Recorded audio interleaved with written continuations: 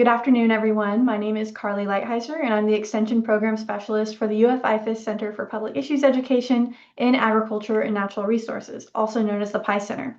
Thank you all for joining today's webinar, Mosquito Messaging, Research Insights, and Outreach Tools for Communicating Mosquito-Borne Disease Prevention, featuring Drs. Lori Baker and Ashley McLeod-Morin. Dr. Lori Baker is a professor of agricultural communication in the Department of Agricultural Education and Communication at the University of Florida. She's also an affiliate faculty member with the PI Center and most recently, the Assistant Dean of UF Research. She also is a researcher with the Southeastern Center of Excellence in Vector-Borne Disease.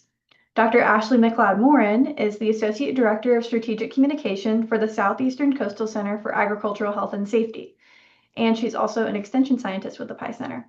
As mentioned in some of the promotional materials for this webinar, today, August 20th, is World Mosquito Day.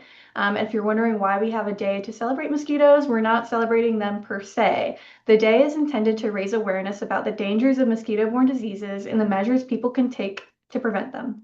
I have one fun fact. So World Mosquito Day is recognized on August 20th to commemorate Sir Ronald Ross's 1897 discovery that the female Anopheles mosquitoes, forgive my pronunciation for all the mosquito people on the call, also known as the marsh mosquitoes, transmit malaria. So the more you know. Today's webinar will begin with Lori's presentation, followed by Ashley's presentation. Throughout the session, please leave all comments or questions in the Q&A feature, and we'll get to them at the end of the webinar. Before beginning, I want to preface with a little information about the PI Center if you're not familiar with us. So the PI Center examines how people think about, form, and act on opinions regarding complex agricultural and natural resources issues. For more information, you're welcome to visit picenter.com. With that, I will hand things over to Lori and we'll get started with today's webinar.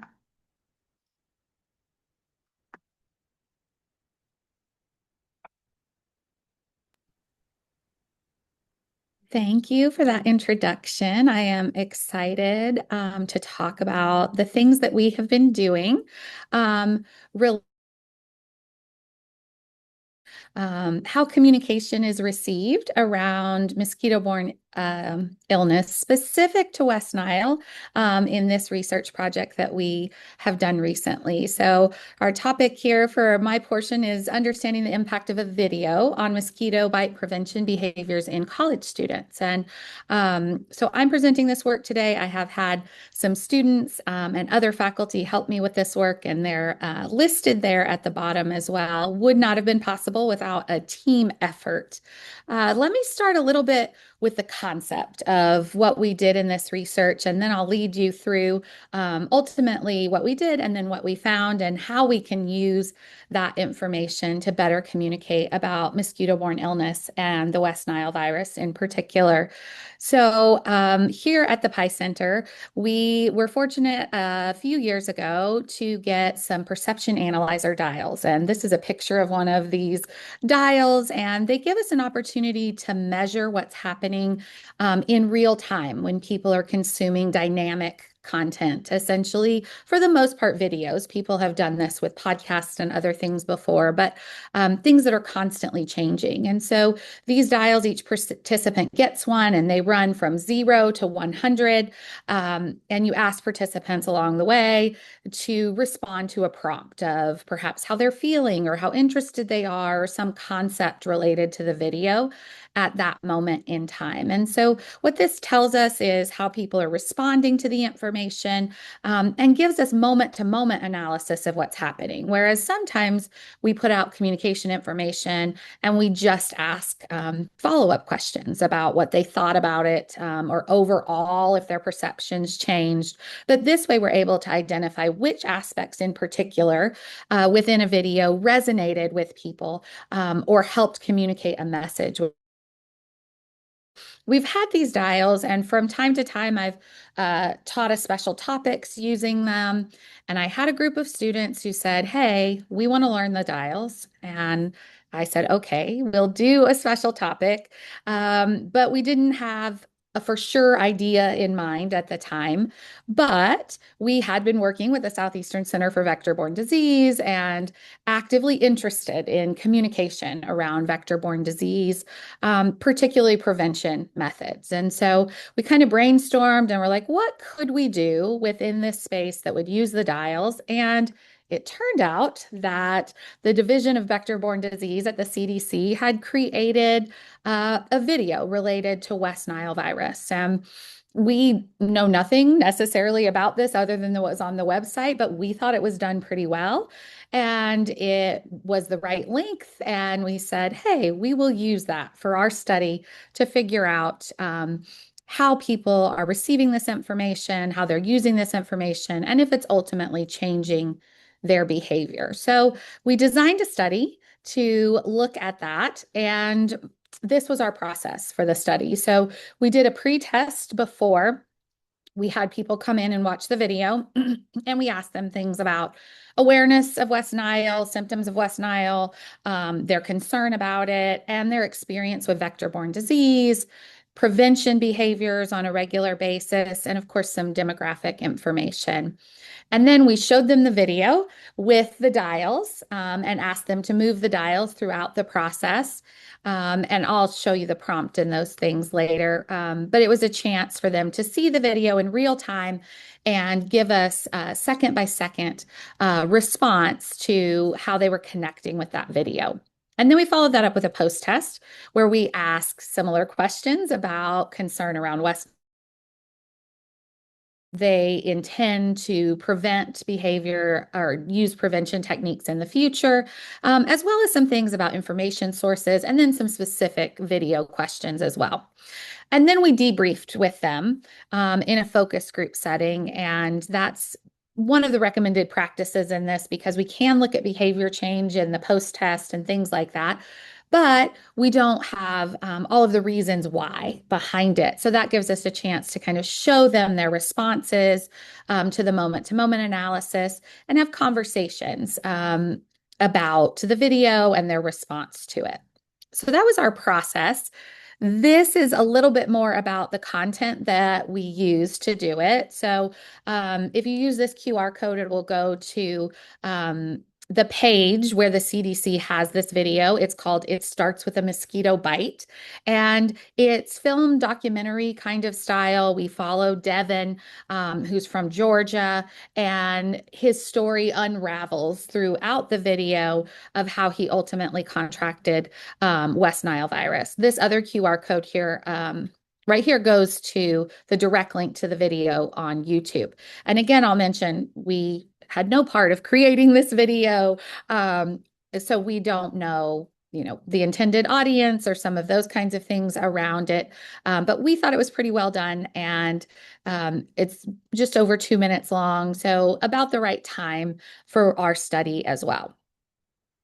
So within our dial studies, we typically use some kind of theoretical framework. And the one that we selected for this was the elaboration likelihood. And so I'm going to highlight a little bit about the theory here, because when I talk to you about the data analysis and how we can use that information, these elements related to this theory will come back. And so elaboration likelihood, at its simplest form, talks about communication messages. And so we have central processing on this side here. It typically takes higher effort, deep thought, careful attention, usually involves critical evaluation of facts and figures. It's often triggered by high motivation to learn that topic or interest and ability and time to understand it. Often this results in more lasting behavior change, and it's more likely to stand up to counter argument because a person has already thought deeply about it and made a decision. And on the other side of that, we have peripheral processing, and that's typically low effort, built on superficial factors, feelings, emotional connection, and it's often triggered either by low motivation or ability or our busy, crazy lifestyle. People are distracted, tired, or maybe don't have as much of an interest. The result is often in these scenarios, it's a temporary attitude change, and it can easily be changed again if something else or new information comes in front of them. So within our video ahead of time, we sectioned off pieces that our team decided were more central processing or more peripheral processing. So central was more facts and figures based, and the peripheral were more of the emotional appeals that were happening within the video. And again, in the results, that'll come back to show you which pieces people responded to. So let me tell you a little bit about our sample. We had an initial pilot study, and in the pilot study, we asked them throughout the video to move the dial according to how compelling they thought the information was. And the compelling language really comes from that theory base. And we had 19 students within that sample. Is to decide if that was the right prompt. And ultimately, within discussion of the focus group and within our team, we transitioned in the study group to use how concerned they were about West Nile virus, because that felt like an easier thing for them to respond to than how compelling the information was. And so in that sample, we had 72. Now, there are some things where I've grouped these together. The pre and post test results I've grouped together. The video results I haven't grouped together because they had different prompts. So I kept those separate. We are still analyzing this data more deeply. So I will give you the high picture understanding, but there are some follow-ups that we'll need to do to dig in deeper to some of it. So let's see what we found. In the pre and post test, these are the questions that we ask, or at least some of the questions that we ask around their behaviors and concern levels. And so before, here I have the mean differences, and then whether these were significant differences or not in a paired sample t-test here. So concern for family, there was an increase in concern for their family from before the video to after the video. So something was happening there. You'll notice the p-value, it wasn't a significant difference. The data was really variable. So some people had a big change in pre and post test scores, and some hardly had any, and then some actually went in the opposite direction. And so that's likely why there's not a significant difference, because the mean difference is actually rather high in that one. So something happened in this video that made around West Nile virus. When we look at the importance of using repellent, there was a mean difference change in those scores. And I should say these first ones that I'm talking about were on a scale of strongly disagree to strongly agree. So it was a 4-point scale. Often with students, we try not to give them a middle point because they will all just choose the middle point as neutral. So we force them to say whether they agreed or disagreed in some capacity with these. So there was a small change in the importance of using repellent, and there was a small change in West Nile as a serious health concern. In this case, this was a significant difference between their concern for West Nile as a serious health concern before the video compared to after the video. Personal risk also had an increase in their concern personally about West Nile virus. And again, this one was pretty variable in the data. So overall, there was a larger mean difference than some of these, but ultimately it wasn't a significant difference because of the variability in that data. Taking steps to protect, also, there was a mean difference change. This one was significant.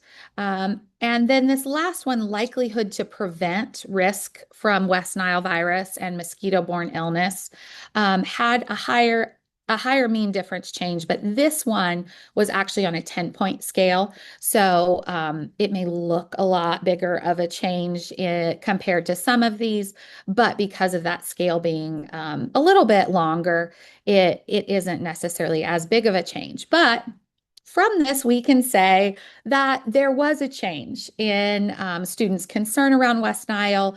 They also changed related to their knowledge of West Nile and some of those other characteristics. So, from this, we can say overall, something happened when they watched this video around understanding West Nile and understanding mosquito-borne illness and ways that they could protect themselves from it. So what did the dial data tell us? So this again, I put back here for reference that the 100, and in this case, they were responding to how concerned they were about West Nile virus. So 0 would be not concerned at all, 100 would be extremely concerned. And this was from the larger sample with 72 students in this sample. And so you'll notice overall here that they were fairly concerned. At the very beginning of this, it dropped as we were introducing his story. It very much begins with him talking to the camera casually about his life. And so there isn't a lot introduced yet about mosquito-borne illness. One of the things that we can see in this data is this is the mean responses of all 72 throughout. And so their level of concern throughout the video, you can see increases around West Nile virus, which we would expect. The other thing that we typically do with this data is we look at what we would call some of the peaks or some of the valleys. And so I put stars here for you on the peaks. And then I'm going to walk through what happened at those peak moments so you can see what was happening in that and how students may have been responding to that information. So let's take a look at the first peak. At that first peak, the audience learns that Devin had a serious reaction. And right after we hear that he woke up and he wasn't able to move, these facts and figures come up around West Nile, the symptoms of West Nile, and the percentage of people that actually have serious effects from West Nile virus. So this one has a little bit of hearing his story, which might be more of that peripheral processing. And then we also have very quickly at that moment figures around West Nile. So that's more of our central kind of processing pieces here. Then when we look at our second peak, the second peak happened when this text popped on the screen and stayed for a while that said most cases occur in the summer and early fall. Perhaps this was most relevant to them because we did do this study at the very end of spring, moving into summer. So there's probably some timely relevance for them at that moment, thinking that they were in this time when West Nile might be happening. The other thing is at this time he was mentioning in his description about being in Georgia and that it was hot. And here we are in Florida and hot. So likely students were able to think, hey, that's exactly what's happening right here, right now. So it became perhaps more personally relevant at this moment to them. When we look at that third peak, it's when we learn that Devin is actually still paralyzed to this day. And so the text on the screen says Devin recovered from West Nile virus, but remains paralyzed from the waist down. And we see him roll out in his wheelchair. And that's the first time we've seen the lower half of him. All the other shots have been from here up with him doing activities. So it is kind of a big reveal that Devin is actually paralyzed from West Nile virus. And that is our third and final peak in the data. I did just want to highlight a few other kind of key moments that were discussed in the focus group. These didn't necessarily rise to the level of peaks in the overall data, but this moment where a picture of Devin in the hospital comes up, was something that people had strong responses to when we discussed the video overall in the focus group. Many people said things like, I had no idea that you could be hospitalized and on a ventilator because of a mosquito bite. And at the time, this text was what he was saying in the video, that he suffered respiratory failure on his 4th day in the hospital. So, you get a real sense that this is a big deal at this portion of the video.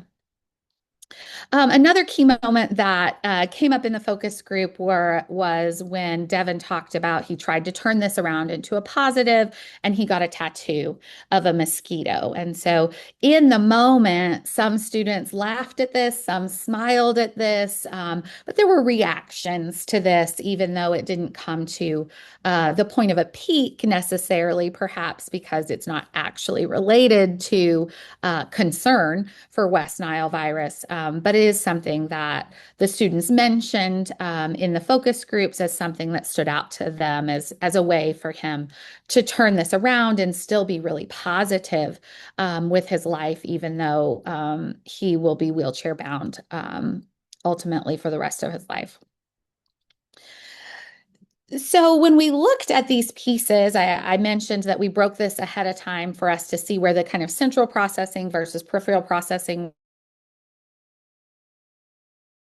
in the pilot, the more compelling pieces were those that were centrally processed. And so the hallmarks of those that were in the video were the facts and figures, when the CDC logo came up, when logic was used around things related to West Nile and West Nile prevention, numbers, things that people had to think deeply about. But all of the means were positive, and so the peripheral processing pieces were also important. Hallmarks in this video were the storytelling, the emotional visuals, and those kind of connected in between these other pieces. So it wasn't like people weren't concerned about West Nile while the story was going on. It just perhaps didn't give them the thought of thinking more deeply about it the way the other pieces did. But as a communication strategy, one of the things we'll see throughout this is that both those storytelling feel-good aspects and the facts and figures were important. And individuals had different responses to different pieces of it. So when we're trying to reach a wide audience, using both of those can be a good strategy. In the focus groups, we pulled out quotes that were related to this idea of central processing on this slide here. And so here are some quotes from the participants. This one says, "For me, it was when the statistics started showing up. I became more interested on that side, like the logic side, not necessarily his life story." And another participant said, "I was more intrigued or compelled to actually listen and believe what he was saying was true due to the statistics that were shown, and it was the CDC sourced." So yeah, and these are clearly real quotes, which is why they threw out them. But these are representations of people within the focus groups who really were more interested and thought more about West Nile virus on that central processing level related to facts and figures. Now, when we look at the peripheral processing, there were certainly some students who connected more with this side of the video. This student here at the top said, whenever they showed him like in the hospital and stuff, like my attention went up because I was like, okay, wow, didn't imagine that a mosquito bite could get you here. But then when these statistics pulled up, then I kind of lost interest. And so this certainly speaks to a different kind of student compared to the one who was only paying attention when there were facts and figures. So certainly showing that there's a role for both of these pieces in our communication. The bottom quote here says, "One of the elements in this video that I thought was like a really good, storytelling part is that you didn't show that he was paralyzed until after he told his story." So that was certainly talked about as this big reveal within this. But there also were some elements of that in the focus group discussion that they weren't sure if on their own they would have watched the video to get to the point of that big reveal. So in this setting where they were forced to watch it in through its entirety, they did get that big reveal, but it might not be ideal for all settings because it takes a lot of work to get all the way into that reveal of how dramatic his response was to West Nile virus. One of the things that was kind of interesting within the data is that there was some differences in the public versus private response to this video. In the focus groups, there was heavy language and conversation saying, I'm not going to change, are not that big of a deal. The chances of me getting something are still really low. It smells bad. I can't possibly wear more clothes and things like that. But in the individual post-test responses, there were changes in people's willingness to take preventative measures, in people's level of concern. So, it may just be that within the focus group, if everybody else is saying, I'm not going to do it, that maybe on an individual level, there may have been more impact there. Previous attitudes and individual choices were definitely a part of this already. There were some students that on the pre-test as well as in the focus group discussion said, I already always protect myself because I know this is a big deal. Some of them mentioned that they knew they were in high risk activities like camping and things like that, and knew that it was important. But there was certainly a common theme of the smell of repellent and the Florida heat was just too big of a challenge for them to overcome to take protective measures. Um, you know, I don't know that it's completely the answer, but I think these types of responses certainly indicate that personal protection may not be enough. And if there are opportunities for wider spread control of mosquitoes, that may be more effective than shifting some people's individual choices. There were a lot of conversations around, I have mosquito bites all the time and it's not a problem. They're also, they were not in high risk groups for West Nile in particular. But when we asked them questions about, well, would you be concerned for your parents? They've lived all this time and had all of these mosquito bites their entire lives. So I can't imagine that this would be a problem for them now. Um, they, of course, are also in an area of their lives where they feel like they may never die and aren't as concerned about risks as some other groups may be. It was interesting to note, though, in one of the focus groups, someone said, I'm not going to prevent use protection behaviors for mosquitoes because that's not something that I'm not worried about. But I am worried about ticks because if I got that thing where you weren't able to eat red meat, that would ruin my life. And so, in some other studies, we're looking at ticks and tick prevention behavior. So that certainly stuck out to me as, we just have to find the right message to connect with some audiences. And this wasn't as strong of a message, at least for this audience group. And again, individual differences varied there. A few other notes when we were talking and debriefing about the video from the focus groups, there was a common theme around, I wouldn't watch this if there wasn't a more engaging intro or hook. Many said if this was on social media, I would just scroll past it. They also thought that the speaker was their parents' age. He was 39, so that was hurtful to me that they considered him old in these videos, but they didn't find him relatable to him that this was a much older problem for them.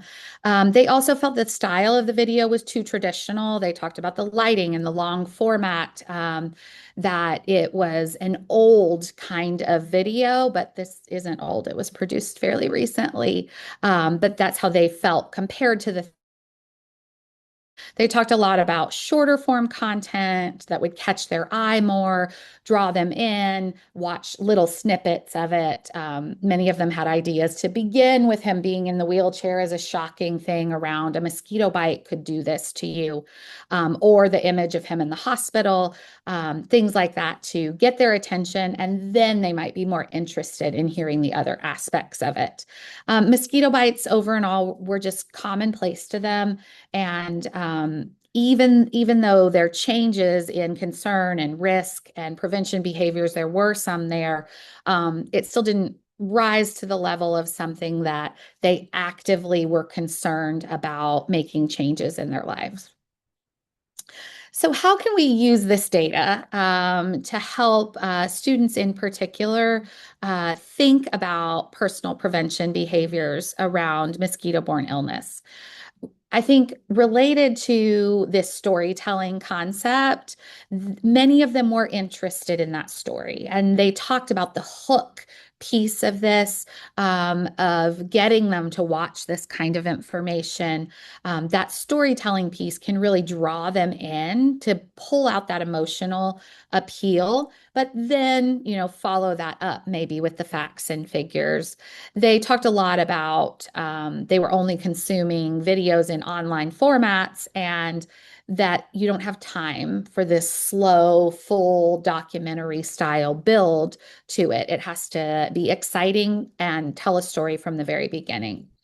They also were very interested in that evidence side. And again, there were some individual differences in that, but facts and figures from credible sources may be more likely to create that lasting behavior change. They were noticing where the information was from, what the percentages were. There were comments from was something that only happened in other countries and were surprised that it was happening here in the United States and so close to them with this case being in Georgia. Bold statements can draw them in, bold figures can draw them in. We don't want to hide the overall impact, but leading with the compelling evidence. So there was that one slide that was one of the peak data points where the numbers kind of shrunk. It was like, 80% may not have these symptoms. These are the percent that would, and only 1% would have these dramatic of results. And many of them talked about, well, when it said it was 1%, that was a risk they were willing to take and comfortable with. So again, we wouldn't want to hide the fact that only 1% of the cases are this drastic, but leading with some of those other points of how common mosquito-borne illness is, and that, this one in particular does exist right here where we live.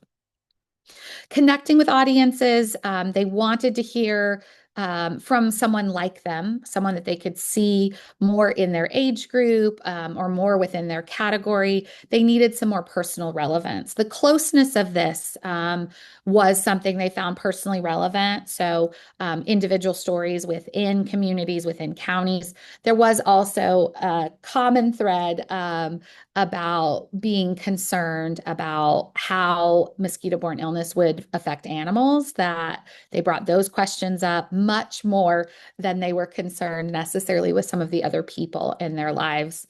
Also, this common theme of short form and modern content. They thought the style was dated. They wanted content that would work on short form platforms, like on Reels or on TikToks, where you can get a lot of information very quickly, that's at a much faster pace. From this study, there's going to be questions and answer time at the end, so I'm happy to answer those. Also happy if anybody wants to follow up with me via email. And now Ashley is going to talk about actual resources that are available for you to use to communicate with younger audiences around vector-borne disease. Wonderful. Thanks, Lori, for that great transition.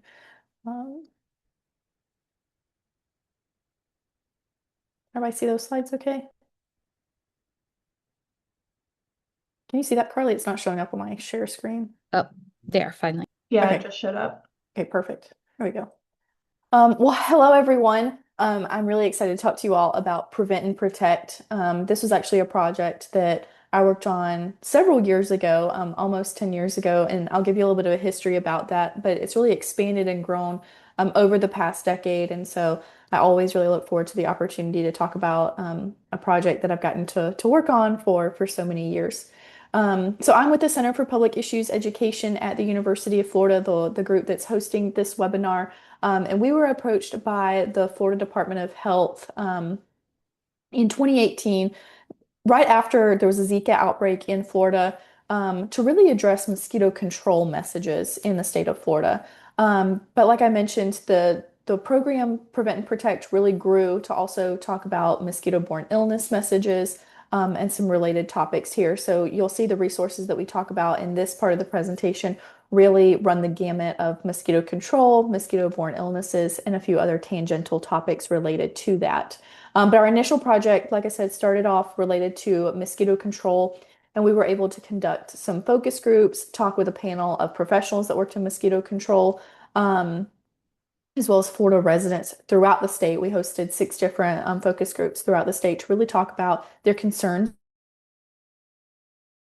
as mosquito-borne illnesses and risk related to mosquitoes.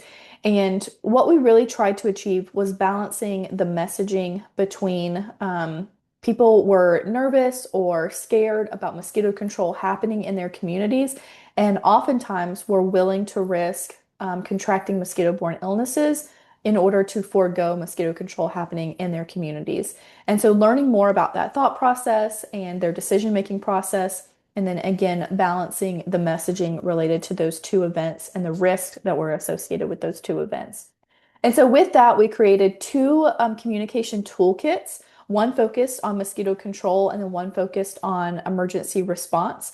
And those toolkits included social media posts, a social media schedule, customizable info sheets, customizable infographics, some informational handouts for mosquito control operators specifically, and then some frequently asked questions that community members could go through digital media.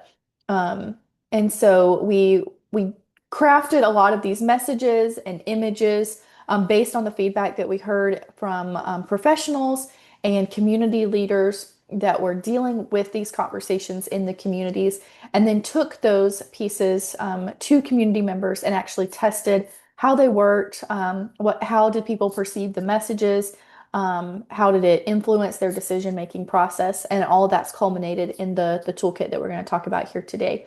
And so all of these materials are you can find at preventmosquitoes.org. And if you want to take out your smart device and scan the QR code on the screen, that'll take you directly to that website. And I think Carly's going to drop it in the chat as well. So all the resources and materials I'm going to talk about over the next few slides can be found at this particular website. So one of the things that we did whenever we were developing the campaign and hearing about some of the concerns from community members and professionals that worked in mosquito control or mosquito-borne illnesses, and then taking those and testing it with community members, is the idea that they really trusted hearing from health providers as well as mosquito. With health providers, they trusted information that health providers shared about mosquito control diseases, and the risk related to mosquito control from a health standpoint from healthcare providers. But then whenever it came to sharing about the science related to mosquito control, and integrated pest management, they wanted to hear directly from the people that were in charge of those activities, being mosquito control operators. And so we created 2 characters that you'll see here on the screen, Dr. Diaz, the healthcare provider, and Brad, the mosquito control operator. And we kind of use them as avatars throughout the campaign to discuss messages that people trusted from their background. And so you'll see Dr. Diaz, she's associated with a lot of the graphics and messages related to health messages, whether that's related to mosquito control health standpoint or mosquito control or mosquito-borne illnesses. But then whenever we have messages that are talking about the specific usage of chemicals in mosquito control, we use Brad's character to talk about those messages. And whenever they were tested, they were found to be really relevant and connected on a personal level with our sample population. Whenever thinking about the social media pieces that we created, this was something that we heard from a lot from the Department of Health as well as mosquito control um, organizations, thinking about they needed help to be able to discuss mosquito control, mosquito-borne illnesses on social media. They also needed help being able uh, to engage with their audiences in conversations that would tamper down controversy that they often faced on their social media accounts. And so we have 4 different weeks that are specifically customized, formerly Twitter, which is still here on the screen. And each of the week had a different theme, including personal responsibility, mosquito-borne illness, nuisance and economy, and application method. And so here you'll see kind of a preview of that social media plan and some of the components that go along with that plan. And then here are some sample posts. And again, here you can see how we incorporate Brad and Dr. Diaz in some of these messages. We also created videos that went along with this campaign, and so it was really interesting hearing some of the insights that Dr. Baker shared, thinking back to this process of creating these videos that you see here. So we were actually able to work with a professional videographer who had worked with National Geographic in the past to create some really compelling messages in video format related to mosquito control and mosquito-borne illnesses. And so you can see these 4 blocks here on the left side of your screen. Those were documentary style videos that we produced with that videographer. And those videos have been really successful on YouTube that a lot of mosquito control groups have used on their social media. And other groups as well related to departments of health. You can scan this QR code here on the screen. It'll take you to the page that houses all those videos. But these videos overall have had over 47,000 views on YouTube. So again, really successful over the past few years. And then we also created 2 kinetic typography videos that are a little different than those initial 4 videos. So instead of being documentary style, they share facts and figures and statistics on the screen related to honeybees and economic impact. And those 2 topics were chosen because through those focus groups, 2 topics that came back continuously were people being concerned about how mosquito control impacted honeybees in their local area, and then the economic impact, more so related to the importance of mosquito control and how it helped the economy. And so those 2 videos focused on that. There's also a print media section of the website that was created. And so we had 8.5 by 11 infographics, as well as some 3.5 by 8.5 rack cards. And all of these are customizable for your organization. So I'll talk about this here in a few slides, but there's a spot where you can put your organization's logo to also help give credibility to the message that you're sharing whenever using these materials.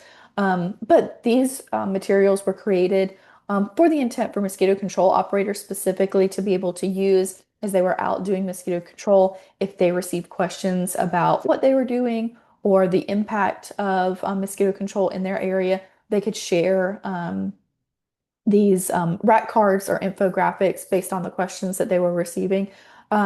One study that we did as part of this program actually used these rack cards as leave behinds in neighborhoods that a high level of mosquito control was happening, particularly during a disease outbreak, and were found to be really successful in educating the communities about activities going on related to. And here you can see another example of these infographics. Again, the larger one is easy to print out at home or in offices to be able to share. And this 8.5 by 11 was, or the 8.5 by 3.5 was a really great example to be able to leave behind on porches or front doors in communities where mosquito control or an outbreak was occurring. And then here's that example that I discussed earlier about a spot to be able to put your organization's logo. Again, this is proven to help with credibility. If you're a mosquito control operator, putting your organization's logo on there helps give your organization's credibility to this message as well. A lot of departments of health also use these materials and place their logo in this spot as well. So just another way to be able to customize these messages.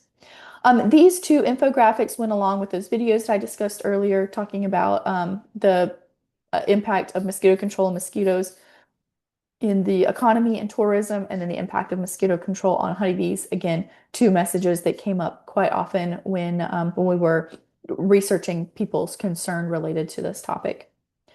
And so in addition to the regular mosquito control message campaign, we also created an emergency response toolkit. And this contained 2 weeks of social media posts and messages, primarily related to mosquito control directly after a natural disaster, because we know that mosquito control can look different after a flood or after a hurricane. And being able to share those messages with community members can be really important. And then also another week's worth of messages specifically related to mosquito control and mosquito-borne illnesses during a disease outbreak. And so the message is a little bit different and a little bit more urgent when there's an outbreak actually occurring rather than preparing for an outbreak in the future. And so all of these to the regular toolkit that I talked about earlier. This toolkit is also available in Spanish and Haitian Creole because we knew that that was a need for specific communities here in Florida to be able to share this urgent response information with various different languages. And so here's an example of that webpage that includes that information. And again, focusing on the two topic areas of natural disasters and disease outbreak, you can see how the posts go along with those two topic areas. So the social media plan and posts, frequently asked questions, the same use of characters, but talking a little bit differently about how they can be applied in this context, and then instructions for the use of all of these materials. And so again, I hope that you visit this webpage, and I think that the materials I discussed earlier, they're great to be able to use kind of in an evergreen sense in a blue skies type situation. But then depending on types of emergency response situations, these tailored messages are great to be able to use. As part of this project, we also created several extension documents. And so if you're a part of the IFAS environment, you might be familiar with Ask IFAS, our extension document database. And so we created 3 specific extension documents related to public perceptions, applying those public perceptions to research and using them in the industry, and then using social media. And so you can visit all of the PI Center's extension documents using this QR code here, and then navigating to those specific extension documents related to mosquito control on that page. So I'm happy to answer any questions as long as my voice allows, but I'm also happy to answer any questions via email. Again, I hope that you visit this website and learn more about the program, and I'm happy to answer any additional questions. Great. Thank you, Ashley. Thank you for persevering through your voice. Anyway, I'm going to go ahead and drop a survey in the chat. So we appreciate everyone's time here, taking the time to learn a little something new for World Mosquito Day. We would greatly appreciate it if you could fill out that survey for us so that we can continue offering timely and relevant learning events. Here are the emails for our 2 presenters today.